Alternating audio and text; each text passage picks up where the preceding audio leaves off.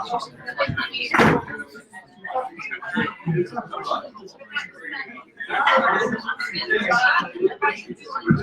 all, I think we'll begin. Hi. Thanks, Mom. My name is Sarah Perry, and I'm excited to welcome you to this installation of, or installment, I should say, of the YOHRS seminars. I'm really excited to be able to introduce you to Louise Fowler, who's a Post-Excavation Manager at MOLA. Louise and I had a really interesting way that we first met, which was that I went to the London Mithraeum display earlier this year, in February or something like that. And I have to say, I've never been to a museum display where there were so many people crowded around an artifact display, like a glass artifact display. And I was like, I took a photo of it and I posted it on Twitter, and I said they really cracked the kind of nugget in terms of understanding engagement through these what otherwise might be considered quite traditional forms of display. And then Louise got in touch with me, and so I subsequently got to learn her amazing role in working with Bloomberg and working with materials from the Mithraeum site and putting it together, the display there. So Louise has also been working on a lot of other things and in archaeology for a while now. So we talked a little bit about her progression from field archaeologist to post-excavation manager and sites that she's worked on, including the Royal London Hospital. But I won't say anything more because she might mention some of it in her talk. Just to say, as you I think all know, we live stream these seminars through Facebook, and also everything's being monitored through social media via Twitter as well. So people that are listening online can ask questions either through Facebook or on Twitter using the hashtag YOHRS, yours. So without further ado, thank you so much, Louise. Thanks, Sarah. That's an amazing introduction. And hello, everybody. Yeah, I'm really excited to be here, to have the chance to get out of the office for the afternoon and to come up to speak to you all in New York. This has been an absolutely amazing project to work on. I count myself really lucky as an archaeologist to have had the chance to work on it. There's been a huge team of us at MOLA who've been involved with the project, and there's been a much bigger team of architects, engineers, artists, all kinds of other people involved in putting this together. So I hope, when I'm speaking to you today about the project, you bear that in mind, that it's, there's a massive team involved. This site is really special for lots of reasons, partly because when it was discovered in 1954, it was a huge, it had a huge impact on the discussion about what happens with significant sites that are discovered during construction work. And it's kind of acquired a place in archaeological mythology. So as an archaeologist coming to work on this site, it's something that is a bit daunting, but also really exciting. And I know that Sarah's been, but I wanted to ask if anyone else in the room has also been, so that when I'm talking to you, I kind of know whether you have or haven't. There's quite a few, even though we're in New York. That's fantastic. Great. So I'm going to talk to you a little bit this evening about the discovery in the 1950s.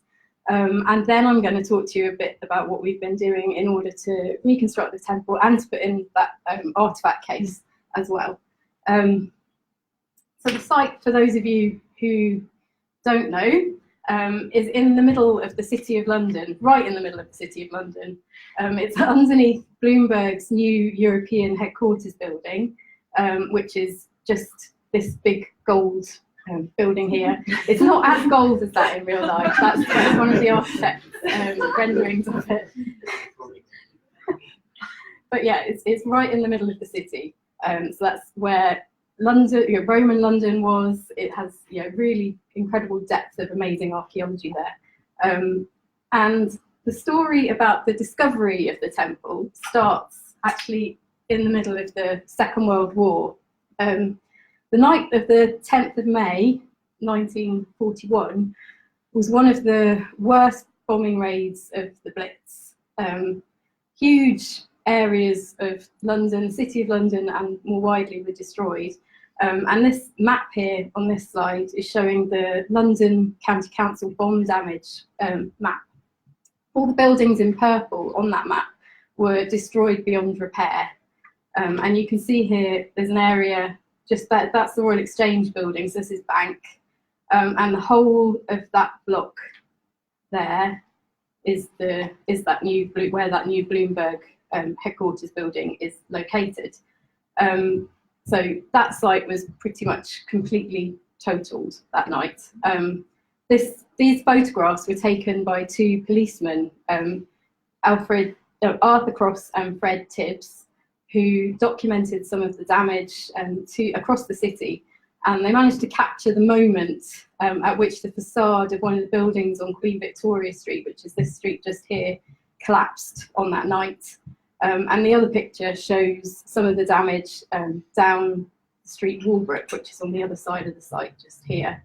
And this is the church, St Stephen's Church here, that you can see the entrance on that photograph there. So yeah, terrible damage. And the buildings on those sites were demolished, the basements were filled in, but nothing could happen in the middle of the war to those sites. And by the end of the war, there were bombed sites located across the city that still nothing had been done with them yet. They'd been colonised by weeds, by flowering plants as well. And they were a familiar part of the London landscape. They were a reminder of the violence of the war, but also the weeds and the plants that colonised them became a symbol in a way of regeneration and of new possibilities, and inspired a whole gamut of writers and artists. And it wasn't only the writers and the artists that were interested in these sites. Archaeologists were interested in them too, and recognised in them the potential to be able to learn huge amounts more about London's history. You know, it was a fantastic opportunity to be able to access these sites that have been covered by buildings, and there was going to be time as well before rebuilding work could start. So great opportunity, but perhaps there was a lack of funding. So in 1947, the Society of Antiquaries set up the Roman and Medieval London Excavation Council, or REMLEC, who were tasked with going out to some of these bombed sites and investigating them. They were partly funded by the Society of Antiquaries, but they also received money from the Ministry of Works and from other companies and individuals who subscribed. So they were sort of crowdfunded, really, in a way.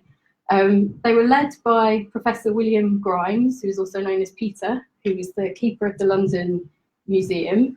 And they were staffed largely with professional labourers and volunteers as well. Most of their money went on paying for staff to help with the digging. And in the 1950s, Grimes got a professional archaeologist as an assistant, who was Audrey Williams, who's shown here. She'd been working during the war as Assistant Inspector of Ancient Monuments, investigating sites that were being used by the war effort, and she'd also been a curator at Verulamium Museum before she came to London. So one of the sites that Grimes was particularly interested to get his hands on was this one, that site that's now occupied by the Bloomberg building. And the reason for that is because it's located over the top of one of London's lost rivers, the Walbrook. And it was known that fantastic objects had been found, Roman objects, had been found on this site previously. And it was believed that it held evidence for the earliest origins of London. So he was really keen to get access to this site. But it was difficult to work out, how, and logistically, to put trenches in across this site, because it's, you can see from that photograph you've got these filled-in basements everywhere, and they didn't necessarily have the means at their disposal to clear rubble. And they were also working entirely with the goodwill of the landowners and with the developers. They didn't have any authority to go onto sites and investigate them. So he had to work at it to get permission to access the site as well. In 1952, he did get permission, and he opened up a series of trenches across, looking for a cross-section of the valley of the Walbrook, and they run across the site here. And completely by chance, really, in one of those trenches, he found a really substantial Roman stone building with an apse at one end.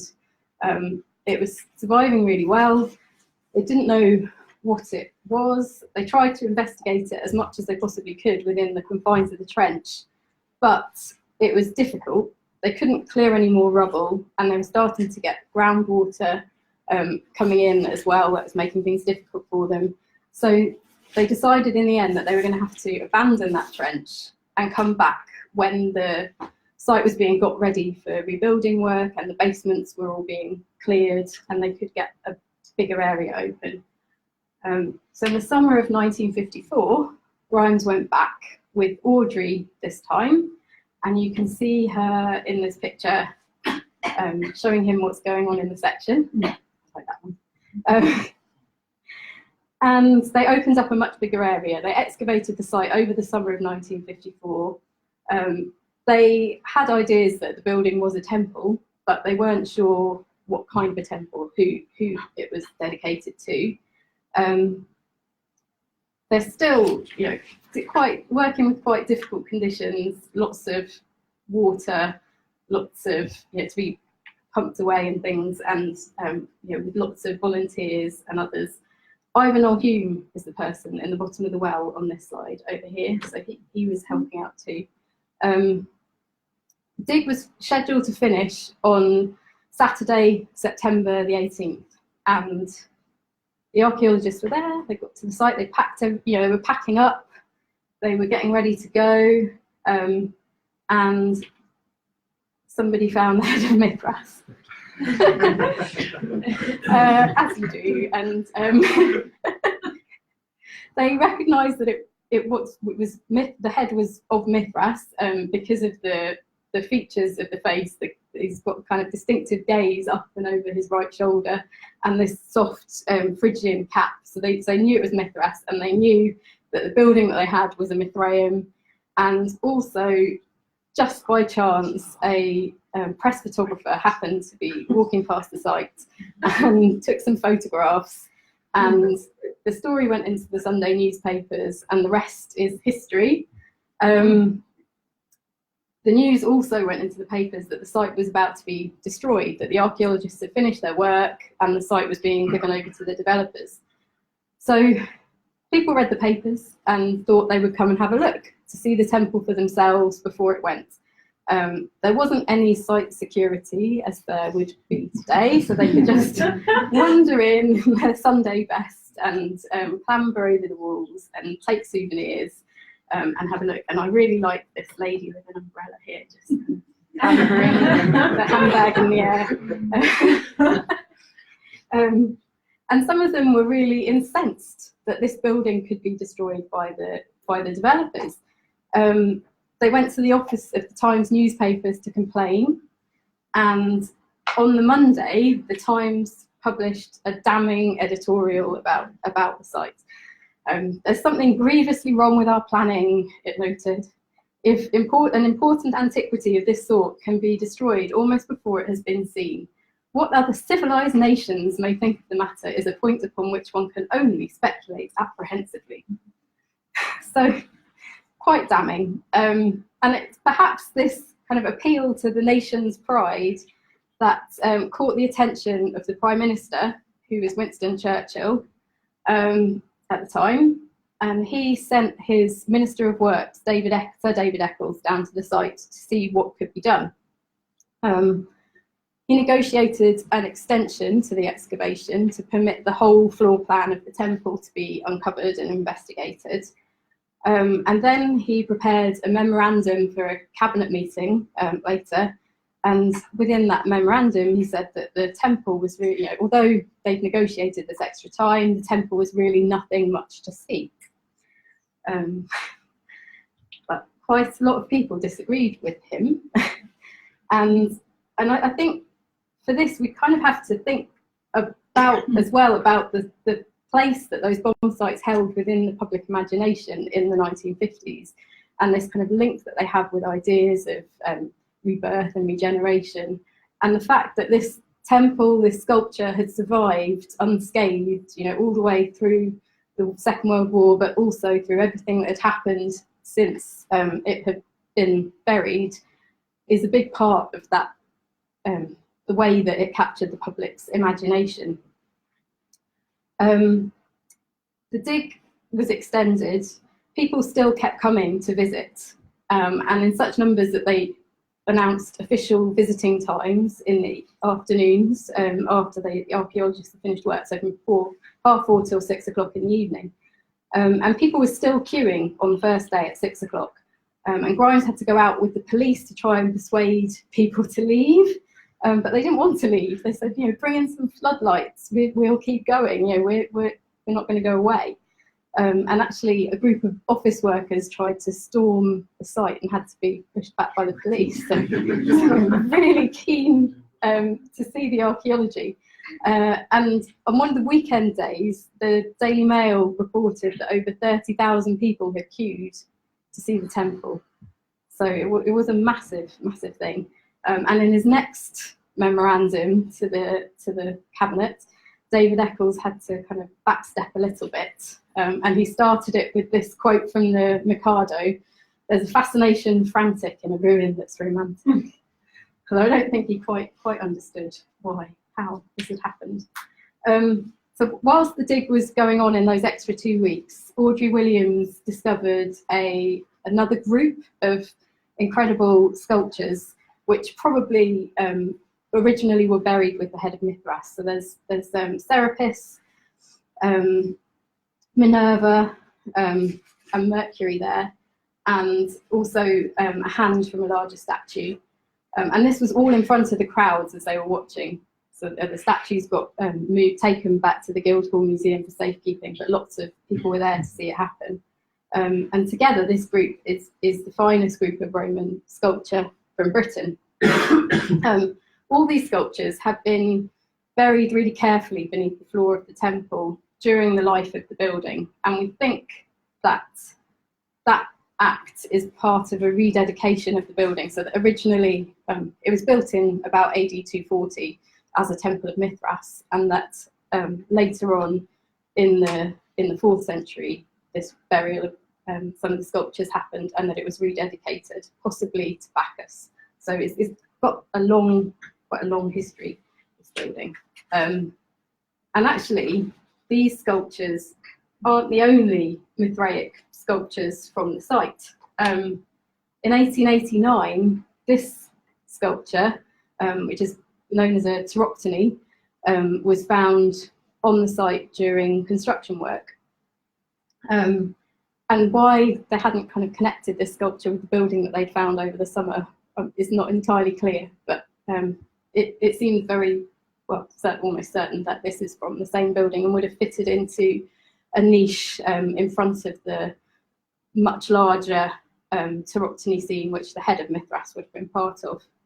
So there's lots of complex symbolism going on in this image. We don't understand all of it entirely, but you've got Mithras in the centre, killing a bull, lots of symbols that appear in pteroptony scenes all across the Roman Empire. So 2 figures on either side of them are Cautes and Counterparties. There's a dog leaping up to lap the blood from the bull's wound. There's a scorpion down here clawing at the bull's testicles. Up here you can't really see it, but there's a raven who is a messenger of the sun god Sol, and this is Sol in his chariot over here. And we've got Luna on the other side. signs of the zodiac go all the way around the outside of that wheel, and then these figures at the bottom represent the sort of spring, summer, and autumn, winter, and the year. And there's also an inscription on this as well. It's dedicated by a man called Ulpius Sylvanus, who was initiated into the Mithraic cult at Orange in France, and it says on the inscription that he's fulfilling his vow. We don't know what the vow was, but it's possible that it could have been building the temple, or it might just have been putting the stone in place. You know, we're not sure. But if he did build the temple, then it's possible that we've also found bits of his house on the other side of the road Walbrook when we've been excavating that site as well. There's a large townhouse there, which is roughly contemporary with the temple, and it seems very likely that it's behind a private building. It's not a public building. Mithraism was a mystery cult, so it wouldn't have just been open to everyone. And this reconstruction by Judith Dobie is one that we've done as part of the work we've been doing on the site. And yeah, that's roughly what we think it may have looked like now. So you've got the Walbrook kind of muddy stream running through at the bottom there. Back in 1954, the debate was raging on about what should be done about the temple, and there were lots of letters to newspapers, satirical cartoons appearing as well. Grimes thought that he'd done a complete record of the finds and materials of the building, and he had all the information that he needed. And he thought that the building was, the preservation of it was a secondary thing. Didn't really matter. Mortimer Wheeler was much more forthright, and he said, you've obviously just got to preserve it in situ. And I think it would be very easy for us to be a bit hard on Grimes here, with the benefit of hindsight. But there wasn't any protection through the planning system. Grimes and his work was entirely reliant on the goodwill of developers and landowners, and that was part of what allowed him to be able to do what he wanted to do. So, but yeah, I think that we shouldn't be too hard on Grimes, perhaps. But developers also wanted to be seen to be responsible, and they were susceptible to pressure from public opinion. And in the end, a compromise was arrived at. So in some ways, an opportunity was missed in order to bring in new legislation. But the compromise offered by the developer was Leiden Land. They offered to dismantle the temple, to move it about 100 metres away, and to rebuild it as a reconstruction at street level. And they said they could do this much more cheaply than trying to preserve the building in situ, which they said would cost them around about £12.5 million in today's money. So out of the scheme of possibilities. So this was the new reconstruction down here that was built in 1960, or opened anyway in 1962. There were lots of architectural features from the building that were missing, and Grimes was really disappointed with it. He said it wasn't what it should have been. And he wasn't the only one who felt that way. And one of the really rewarding things about this project, and all the different kind of parts of it that there have been, was this oral history project, which we did with Bloomberg in 2014 on the 60th anniversary of the discovery of the temple. We asked people who remembered visiting the site to get in touch with us, to share their memories, and also to see if they had any ephemera that would help with the reconstruction of the temple as well. And lots of people did get in touch, and they told us what it was like to see the temple emerge from the ruins of wartime London, and also how the chance to walk around that site had worked on their imaginations. Bloomberg have recently just put the entire archive for this oral history project up on their website as well. So it's a really great resource. If you go to that website there, you can listen to all the interviews and clips as well. It's great, and fantastic. Anyway, yes, so the way that being able to visit the temple had worked on their imaginations, and it really reminded me as well of some of my feelings when I visit or when I'm working on sites in the city. Although it might not make it into the site report, one of the best things for me is just the chance to be able to be on some of these sites, to be able to stand on a Roman floor, to sort of imagine myself in Roman London. And it's kind of a time travel type thing in some ways. I suppose that might sound a bit over the top, but you know, this reconstruction that was built in 1962 had something missing. It didn't do that, didn't let you do that. It was really hard when you're standing there on this, you know, crazy paved floor right next to all the London traffic and on top of a car park to imagine yourself back in Roman London. But it wasn't the case that the owners weren't interested in the past. Bucklersbury House was a radically modern office block when it was built. It was the first in the city to be over 100 feet in height. But in spite of this, the discovery of the temple was something that was celebrated within the building. So the owners commissioned John Hutton, who is a well-known glass engraver, to put together a whole series of panels. This is one of them here, depicting Roman deities and figures from myth, and also people from Roman London. And they were installed right over the entrance to the building. So it was a statement that you saw as you entered the building every time you entered it. And elsewhere in the building too, there were references to the discovery of the temple. These tiles up here show Mithras in the bull in the middle, and then these kind of fantastic temples and dolphins and things. So it was echoed within the building too. And all these things sort of helped to embed this really new modern office block within the historic fabric of the city. They were prompts to celebrate and to remember the past, even though they weren't accurate reconstructions. And I think really the temple sort of the reconstruction of the temple almost fits into that sense of commemoration. It even had its own bus stop. And all of this acted as a prompt and a reminder to try to do something better next time. Because everyone knew that the site eventually would come up for development again. So maybe that would offer an opportunity to do something better. And as those plans began to be drawn up and the redevelopment of the site began to be discussed, the City of London put together a brief for the new developer. They asked that they should salvage the Roman material from the reconstruction to use in a new one.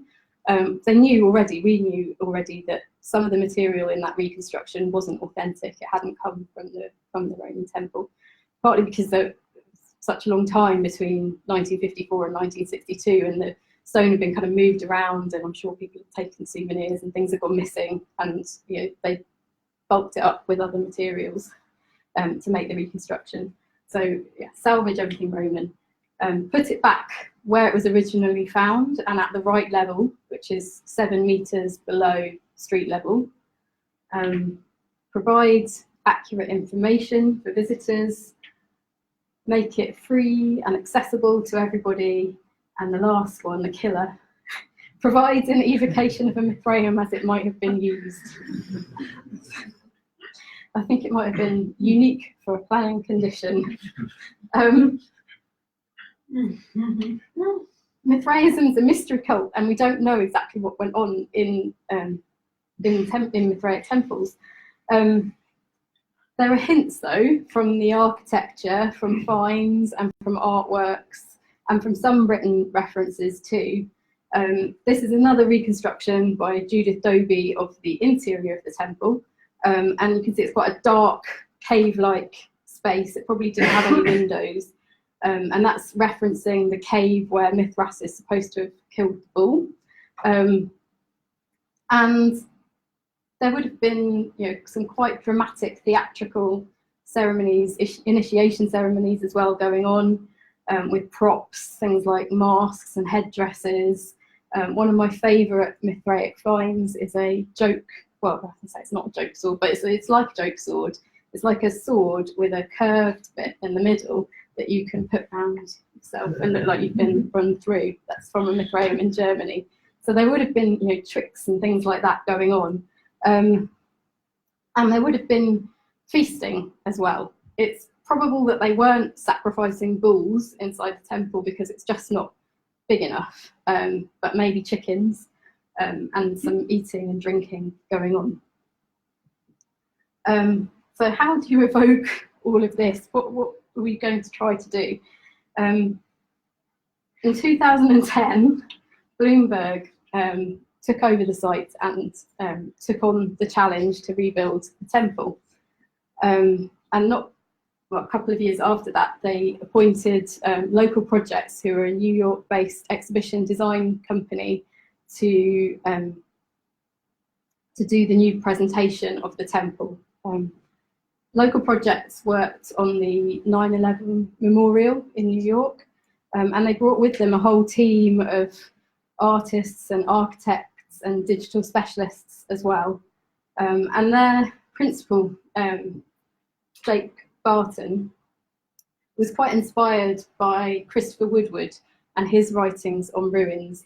What he really wanted to do was to try and harness this space between the physical, actual ruin and the imagination of what it might have been like. And he wanted people to have the chance to use their imaginations when they visited. And in order to try to do some of this, they brought with them this guy, Matthew Schreiber, who's an amazing light artist. He's incredible. And the idea was to use light to try to evoke some of the superstructure of the temple. And we were hoping that light would enable us to accommodate some of the uncertainty that we had about architectural details. We could evoke this space, but we wouldn't have to be too precise about exactly where and what things looked like. And so in the autumn of 2014, we ended up here in Battersea, in this very boring looking warehouse that isn't there anymore. And we had full-scale mock-up inside. So we had the whole plan of the temple laid out on the floor, and we could experiment with different building techniques and with different lighting effects as well, and really bring everybody together. This has been a massively collaborative project the whole way through, so we could bring everyone in and look at things together and see how they worked and what didn't. And yeah, you can see us testing out some different light effects there. But as well as all this creative experimentation, we wanted the temple to be as accurate as possible. We wanted it to reflect, we didn't want to do things just for the sake of them. And light is actually quite an apt medium to work with in the Mithraeum. We knew that dramatic lighting effects probably formed part of some of the rituals and things that were going on inside the space. And there were actually, this is the apse end of the temple, and there are some sockets or holes just round the top of the apse there, which we think might have held torches.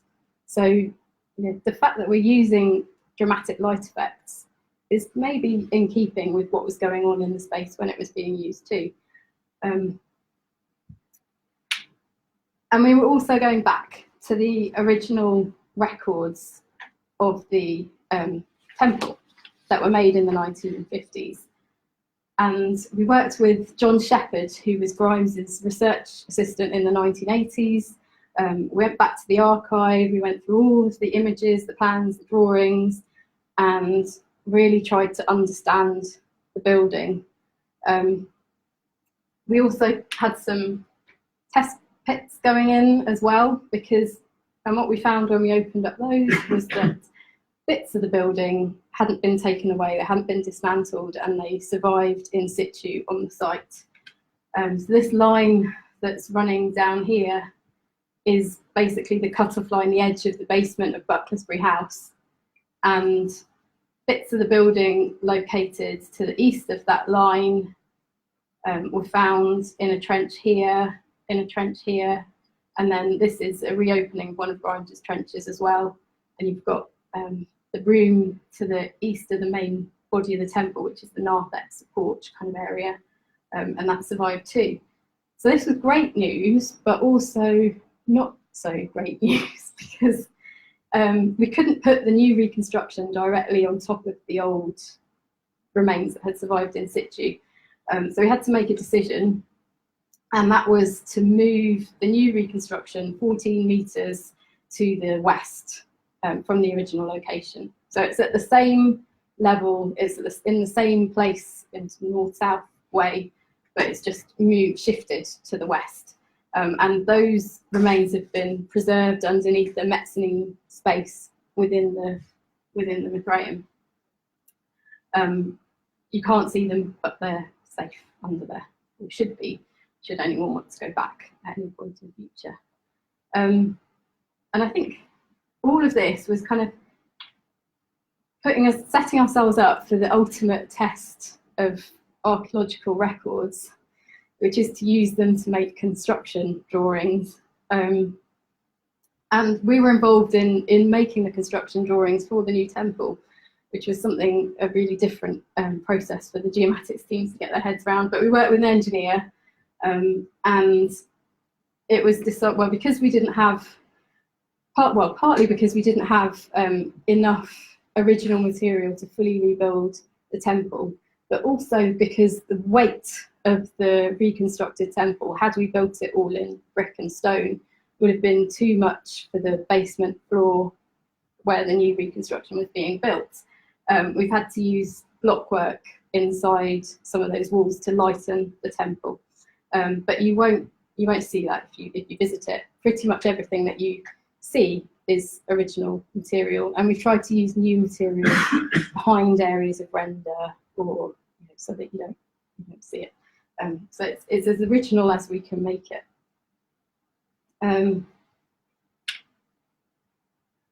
This is Kevin Riley, stone specialist, going through some of the stone and working out what's original and what's not. And you can see records being made here of the 1962 reconstruction. Everything went into storage while we were waiting for the basement to be ready to start the rebuild. And this is the quarry in Kent where some of the new ragstone came from. So it's from the same area, it's stone from the same area that the original stone that was used to build the temple would have come from. And we also had sort of new handmade Roman bricks. All the mortars in the temple were based on samples from other 3rd century buildings in London, like the Billingsgate Bathhouse. So we've tried to be as authentic and accurate as we can within the realms of possibility. But the floor of the temple was a massive challenge. The original floor of the temple would have probably been of wood, but we couldn't put a wooden floor. Well, we wanted to kind of evoke the archaeological surface that was there during the 1954 reconstruction, which was just kind of mud, and we couldn't put mud into the temple floor because it would have been damp and smelly in the basement. And so it was, well, we worked with these amazing guys who, Eastwood Cook, who we gave them soil both from the site and from another Roman waterfront site that we were working on in the city, and spread it out over the surface of the floor in a warehouse. And they took a silicon mould of that surface and then cast it in resin and hand painted it to look like mud. And it really does look like mud. So this is then taking the silicon mould of the original surface. But if you see the floor of the temple, it doesn't look any different to that. I can't tell the difference. I really can't. It's amazing. So in spring 2016, we got onto the site and we could start the rebuilding work, which was done by PAY, Stonework and Restoration. You can see the plan. This is the point at which we're in the basement. The plan of the temple has been laid out on the floor, and this is the construction work in progress. And it's quite a strange experience to see this ruin emerge on a construction site, and a Roman ruin. Something weird happened at the end of the build, I think, where it suddenly went from being a construction site to being the Temple of Mithras. It's a very strange feeling. This is what it looks like now. And as well as the lighting effects to evoke the walls, there's also a sound experience in that space as well, which evokes Mithraic ritual and feasting as well. And that's based on graffiti from beneath the Church of Santa Prisca in Rome. And it consists of a whole series of namas, or greetings from the pater or leader of the cult to the different grades of initiates and their responses, and then some chatting while they're eating, but it's all in Latin and using replica Roman instruments as well. So we've tried to be evocative but also be accurate at the same time. And at the same time as all of this was going on, we were also in the middle of one of the biggest, most significant excavations that we've ever done in the city. The Walbrook Valley is incredibly rich and densely layered, and although Bucklersbury House had removed much of the archaeology across the site, it did survive in places, and where it did, there was lots and lots and lots of it. We had, it was packed full of finds as well. The deposits on this site are special for lots of reasons, partly because the Walbrook Valley is waterlogged, and there's water from the Walbrook stream, so we've got incredible preservation, and organic materials survive. You can see here things like the wells and the fences, so structures as well as objects like this basket, as well as objects like the group of over 400 writing tablets that came from the site too, which is just this amazing group that include the first written reference to London, the earliest intrinsically dated handwritten document from Britain, which is dated to the 8th of January, I think it is, AD 57. So, when London is really only about a decade old, if that, it's a really incredible resource. They're mostly financial and legal records, business dealings, things like that. They're not personal letters, but they're still just this amazing resource with names and addresses and dates. Great. And lots of other finds as well come from these deposits, because not only are they waterlogged and amazingly well preserved, but the valley, when London is founded, the valley is sort of on the edge of the area that's occupied. And as London expands into the area of the Walbrook Valley and that land is taken for building, it's levelled and it's also raised above the level of flooding. So lots of material is dumped there in order to raise the ground level. And in that dumped material is loads of stuff that's telling us about the whole of London, not just what's going on the site. So it's an incredible resource for the first and early second centuries. Bloomberg were also really excited about the stuff that we were finding, and they wanted the chance to be able to share some of that with visitors to the temple. So this is kind of going a bit beyond what was in the original planning condition from the city, but they wanted to start thinking about putting together a big display of objects from the site that really conveyed the artifactual richness that it had. And yeah, we don't have, I mean, we do have some amazing objects like those writing tablets, but the really key thing about the site really is just the volume of everyday stuff that's there, and the condition of it too.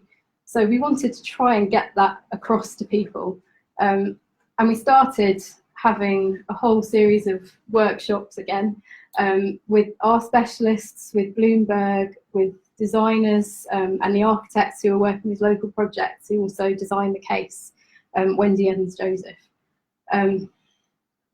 And just trying things out and playing around and thinking about what might work and what might not work. And, you know, will things work when they're 3 meters up in the air if they're that big, or you know, what on earth are we going to put on display? And it was very much an aesthetically driven approach to that display, because the case was going to end up in an art gallery. The ground floor of, if you visit the temple, is the Bloomberg SPACE, which is a gallery with changing exhibitions. And so it needed to be a sort of act as a portal, as a crossover between the present day and going back to go and see the Roman Temple. So we wanted to try and choose some objects that would be instantly recognisable to people, that they would know, you know, that's a key, or that's a knife, or, you know, it's something that I can recognise. But also to include fragmentary things, and things that would be interesting in other ways. There was always a sense that we didn't want to overload people with too much information about what everything meant, but that would let them kind of find out for themselves. And it developed over time, and that's what the case that Sarah saw when she came last year. And you can see it, well, there are some captions that run along the bottom of the case, but the main way that people find out about what's going on inside it and investigate it is via a website, case.londonmithraeum.com. And you can access the website from anywhere. You can access it here if you've got your phones. And it has within it a kind of digital version of the case, which you can explore to find out basically what things are. So there are captions in there for all of the different objects, but there are also a whole series of stories that link together particular objects and tell sort of into wider themes.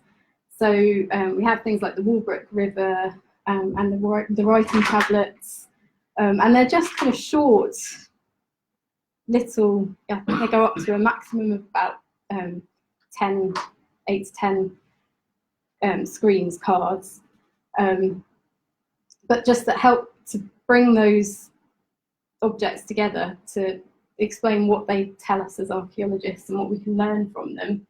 And you can do it either way. So you can either explore the case and end up in these stories, or you can explore the stories and end up going back into the case. And it was really important for us, I think, the whole way through this process, that we didn't want the digital content to become a replacement for the case.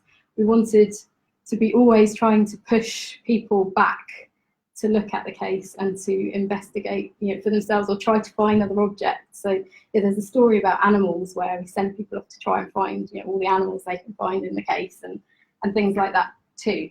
So it's hard to kind of explain exactly how we got these together, but we worked. Yeah, one of the benefits of being at MOLA is that we all work in the same building. All the specialists, all the the people who are working on the site, we're all there, and we can all have input into something like this. And we were also working with an app developer and with Bloomberg, so we had non-archaeologists there the whole time saying, you know, what? And trying to keep us on track and make sure that we didn't, you know, drift off into things that didn't make sense to them. And yeah, that's the app part of it. So do play around with the thing and let us know what you think about the website too. And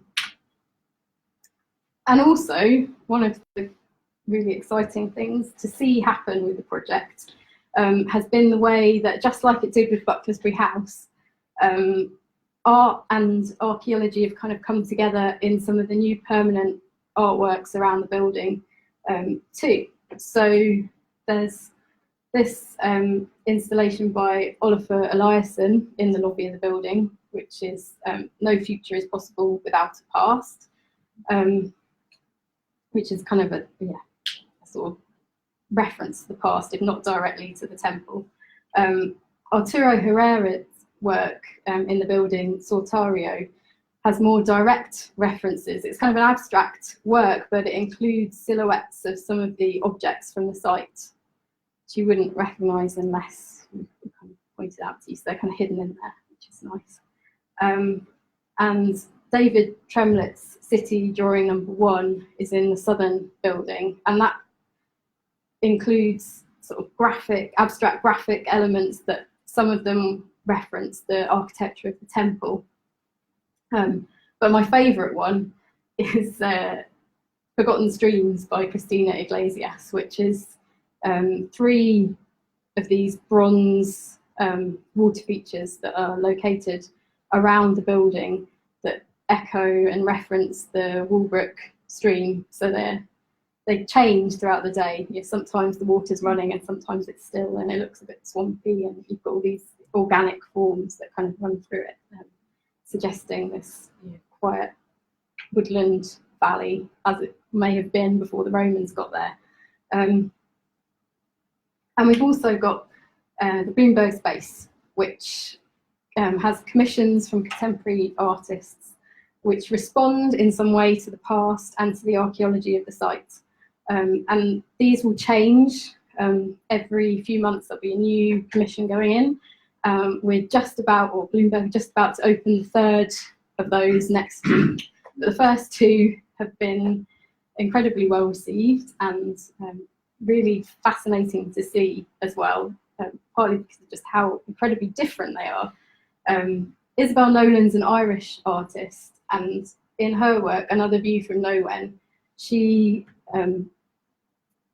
went back to some of Grimes's drawings of the site, which he published, and she's worked with the stratigraphy, and there are elements within it that you can recognise from his drawings as well, but she's kind of exploded them into this incredible, colourful tapestry. And London in its Original Splendour by Pablo Bronstein is again this kind of fantastical imagining of what Roman London definitely didn't look like. But it does pull out elements of the architecture of buildings in the city, so it's kind of playing on this, the way that the classical world informs architecture and design through time, and has done in the city, and is still doing so now. And I'm really excited to see what comes next.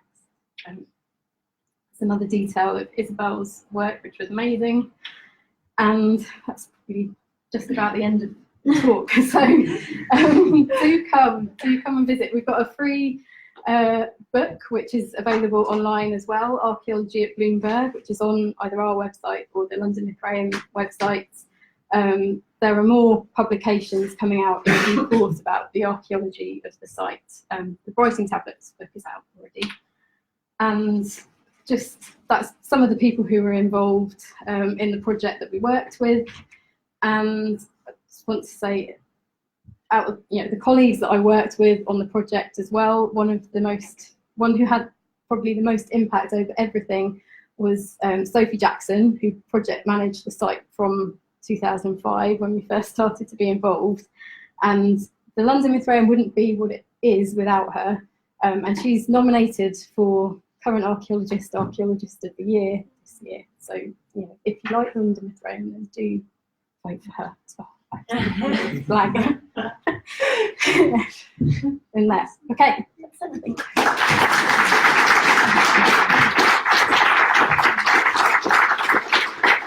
Thank you so much. It's an incredible site, not just for those amazing finds, but also the engagement with public with, you know, following up over time through the oral Yeah. history project, the art side of it. So it's just very rich in so many ways. And I think also going back to the thing that I didn't say when I saw that first artifact display is that because of the way that you'd use digital, which was quite subtle but really powerful at the same time, it was that interplay between the digital and the artifacts that really struck me. But also the way you could see some of them there, the way that you've written the text for that, the text was written, the captions and all of that were just best practice in every fashion. So really exciting. And we have time for some questions. So I'll turn it to the floor. Are there any queries for Louise? Okay, yes, I have. Fantastic, really good presentation, really interesting site. You did mention that towards the end you saw a construction site, and out of that came a Roman building. Yeah. Do you really believe that? I mean, I'm just interested in when the biography of this building ceased or changed or continued, and you know, is it true to say, well, here we have made a Roman building? It's your interpretation, other people will see it different ways. But what's the story of it now, and you know, since it ceased its original use? Really? Yeah, I mean, obviously it isn't a Roman building. But when, I suppose for me, when I'm in that space, I can believe it. It's probably not answering the question very well. It's an ongoing. I think the biography of the building is ongoing. It's not ending. It's still a living building that's requiring input and care, and you know, is engaging with visitors in different ways. So if the biography is continuing, is it still a Roman building? That's no, it's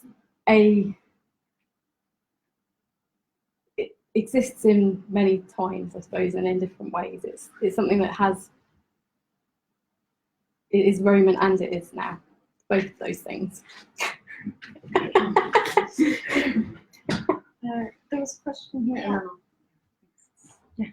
So thank you so much for presenting this really inspiring project. And I have a question about the accessibility of people who do not have access to internet and possibly may not have the knowledge of how to make online booking to visit the site.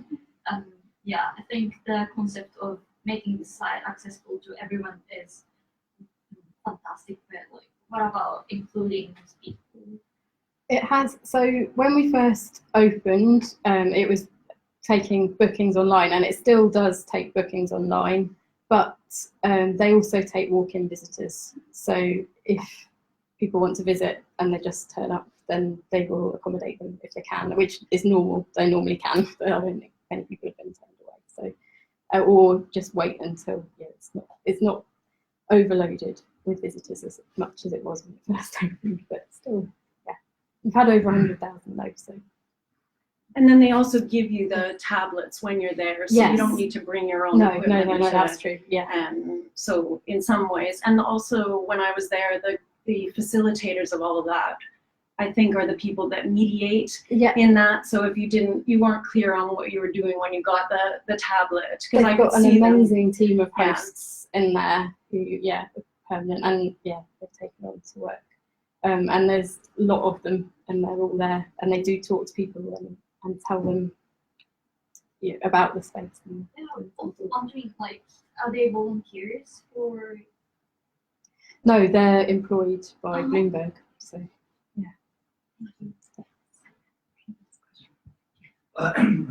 leading off on the first question with the reconstruction, I think I got that you took some of the stones from the original reconstruction, selected them out for use in the new reconstruction, selecting out repaired ones. Was that correct? The ones that have been added? So you're using original Roman stone in the work in the new reconstruction?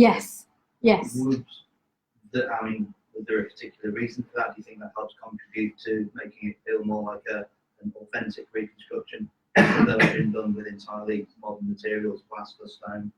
It could have been done with entirely modern materials, but it wouldn't be the same. So the Roman stone was Roman stone that came from the original temple building when it was discovered in 1954. They've been taken from there, used in the 1962 reconstruction, and then so it's essentially those stones were the building. They're all that we had left of the original building. So I think to not use them would be you'd be missing something. It wouldn't be the set. It wouldn't have that thread of continuity running through. What else would you do with the stones? Sorry? What else would you do with the stones? What else would you do with the stone? Or something? I don't know. Do you not think that they're preserved in the fashion that they're being used now? Maybe more than they were in the 60s, but yeah, it's just... Obviously, the entire project is a wonderful example of the way the commercial art building should be done. Thank you. Even with the explicit constraints that the city put on the building developments, do you think that any other client would ever go as far as Michael Bloomberg did? I mean, he really has gone above and beyond in terms of what he was required to do by planning constraints. I mean, I can remember him coming to site with Boris Johnson, and they really were interested, and they were going around and asking the archaeologists about what was going on. Do you think that the personal interest of the clients in this endeavour has had a meaningful effect on the overall outcome? I think it has. And I think what makes this site different to a lot of the sites that we work on as well is that the people who were developing the site were also going to occupy the site at the end of it. So they had real investment in making it as good as it could possibly be, because they were the ones who were going to be living there and using that space. But I also think that it's our job as archaeologists to try and enthuse people about the sites where we work, and to try and plug away and to inspire people and convey what it is that makes the sites where we work so special as well. So I think there's two things that work there. Steve? Yeah, I mean, it's inspiring and problematic. There's that issue, isn't there? That we've got a very rich development.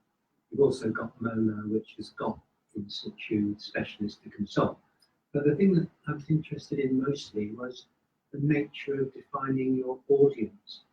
What does it mean to be local? And did you take that into account in any way in trying to say how you're going to put things over and what you're going to put over? Because it's such a strange place, the city, isn't it?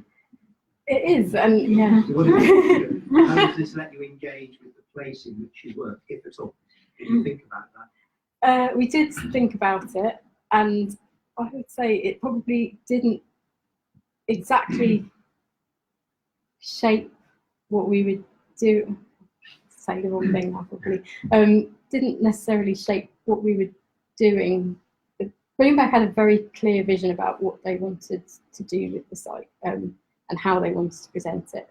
And they knew, there's a schools programme, so we do reach out to schools across London who come in for free sessions in the temple and handling objects from the excavation as well. And obviously there's lots of tourists that come through, and also city workers. So, and people who come in from outside of London for day trips too. So there was definitely an element of looking at other similar sites in the city, like the Guildhall Art Gallery, and also the museum, and the types of people visiting those. But it didn't necessarily, that didn't define what we ended up doing. We thought about it, but we tried to do something different as well. Does that? Yeah. What sort of provision has been made for the future in terms of, say, in 30, 40 years, if they want to redevelop the site again? I mean, is that installation that can be removed? Is that So that's, it's a good question. The building the 1962 reconstruction was a listed building, and it's still, the temple still is a listed building. So there's that protection in place. Is that the temple in situ? That's the temple, the reconstruction. Obviously, the in situ remains are protected, preserved in situ. But I suppose any future development of the site would be going through the planning system in the same way, and also there would be controls from that side too. So.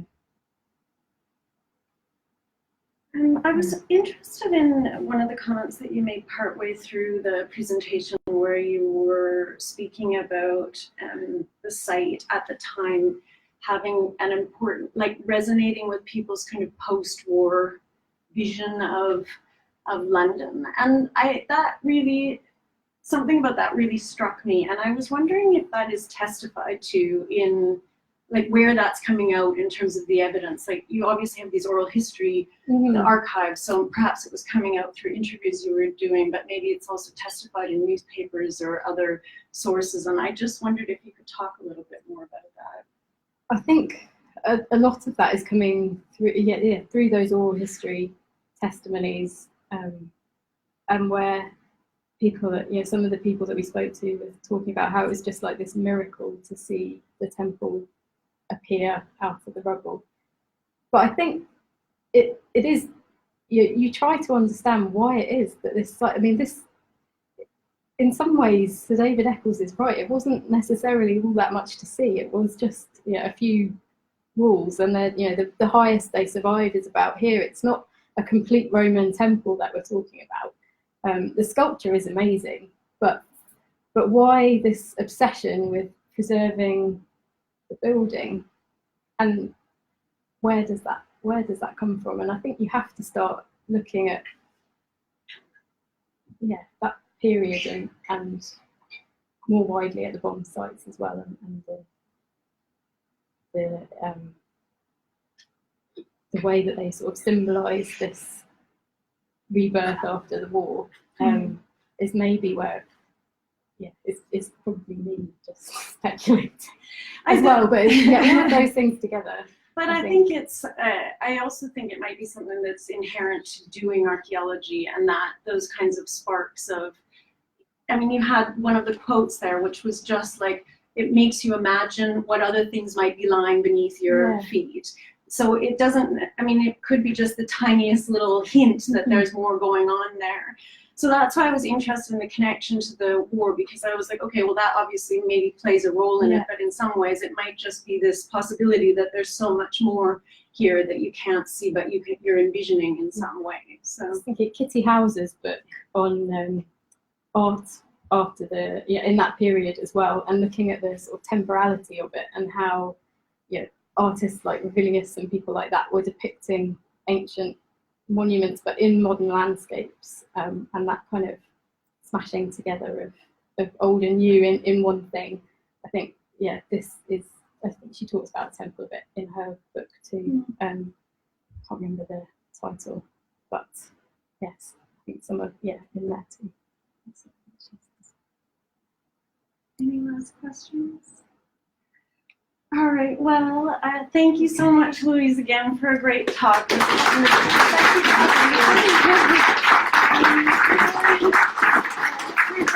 go to the Eagle and Child to give some dinner to Louise before she has to make a long trek back. So you're welcome to join us. And there is no YOHRS next week, and the speaker unfortunately wasn't able to join us, so we'll be back in 2 weeks. At 2 weeks' time. So thank you all for coming, and thanks again. Awesome. That's great. And also great turnout.